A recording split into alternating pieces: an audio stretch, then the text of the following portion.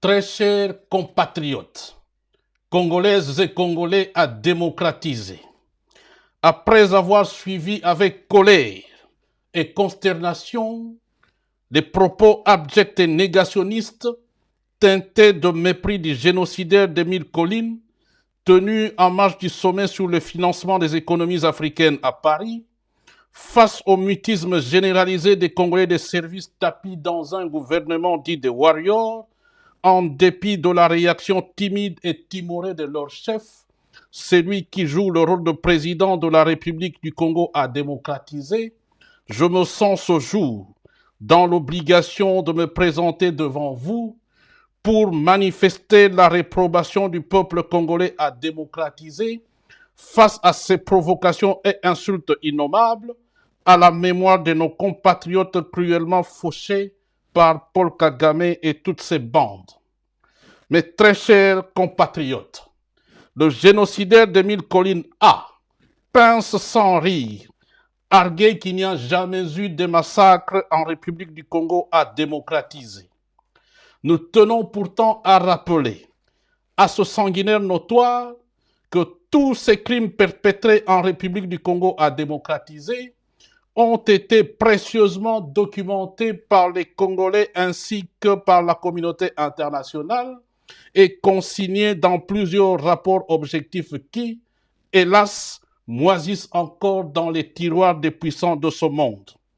À titre d'exemple, nous pouvons citer des millions de personnes ont été massacrées dans l'avancée des troupes de l'AFDEL chapeautées par Paul Kagame. Indistinctement, des Congolais et des Hutus rwandais furent liquidés froidement à Tingi-Tingi, Mugunga, dans le Kivu et poursuivis même dans la province de l'Équateur. Le 24 août 1998, le massacre de plus d'un millier de personnes à Kasika, œuvre du RCD et de l'armée de Paul Kagame. Le 30 décembre 1998, le massacre de plus d'un millier de personnes à Makobola, œuvre une fois de plus du RCD et de l'armée de Kagame.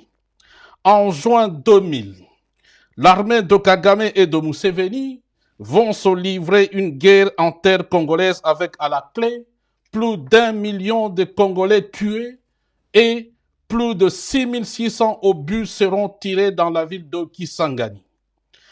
À cette liste non exhaustive, il faut ajouter les millions de victimes des différentes rébellions pensées, planifiées et dirigées par Paul Kagame, notamment le RCD, le CNDP, le M23 et d'autres groupes non autrement identifiés.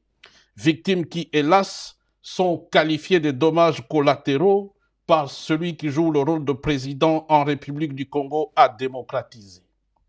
Très chers compatriotes, Congolaises et Congolais à démocratiser, face à ces évidences macabres, il devient donc renversant et révoltant d'entendre les génocidaires d'Émile Colline nier, sans vergogne, la commission de tous ces forfaits.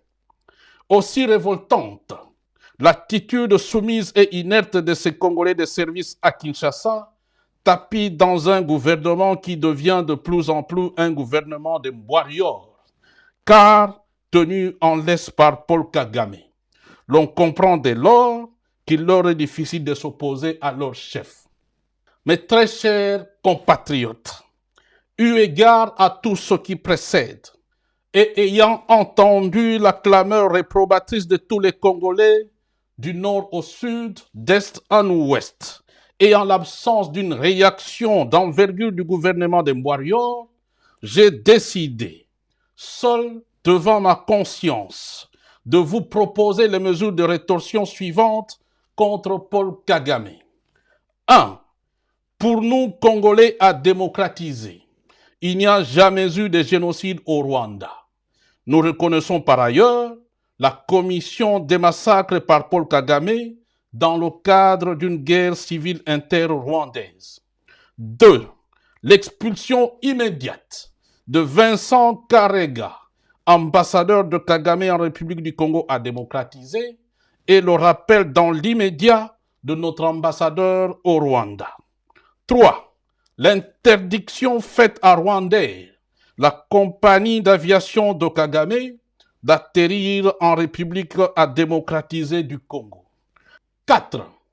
Le boycott de tous les produits rwandais, s'il en existe bien entendu, sur toute l'étendue du territoire national. 5. Nous appelons la communauté internationale à mettre en place le plus rapidement possible le tribunal pénal international pour la République du Congo à démocratiser pour que justice soit rendue à notre peuple. 6. Enfin, nous appelons tous les Congolais à soutenir le docteur Denis Mukwege, notre fierté nationale, face au mépris et dénigrement du génocidaire des Grands Lacs.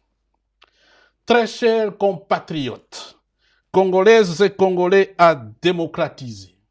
Pour terminer, je vous invite à rester vigilants et déterminés, à ne jamais se laisser intimider par Paul Kagame. Car, pour emprunter une réalité médicale, le Rwanda est pour le Congo à démocratiser ce qu'est l'appendice pour le côlon droit. En effet, l'appendice est un tout petit organe dont on ne comprend pas toujours l'utilité et on peut vivre sans. Cependant, dès qu'il a des problèmes, tels l'appendicite aigu perforé ou un cancer, cela conduit à l'envahissement de son grand voisin, le côlon droit. Et si le diagnostic n'est pas réalisé à temps, il peut même entraîner la mort.